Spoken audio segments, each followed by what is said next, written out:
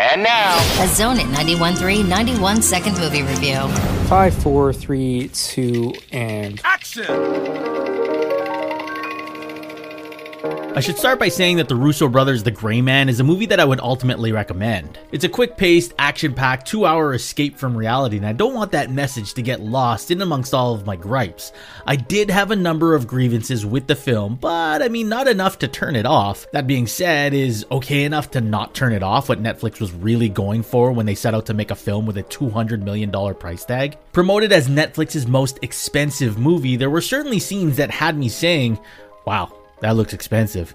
And while a lot of them were exciting enough to watch, they didn't all quite pay off as one might have hoped. The execution of the camera work isn't always as consistent. I mean, I would have loved the quick and twisty drone shots as a unique stylistic choice if I hadn't already seen it months prior in a different action movie. There's even one action sequence that's pretty thrilling at first, but at its climax becomes somewhat hazy and hard to see. And instead of showing the audience how that scene resolves itself, the film cuts away to a different scene and then cuts back to show us the aftermath of the resolution.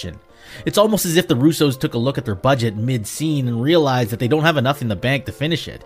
The cast of the film was great and did the best with what they had to work with, but many of the supporting characters seemed ultimately underutilized and underdeveloped. The story itself was also unoriginal and horribly predictable. The film is basically elements of the movie Taken merged with almost every action movie involving a hitman.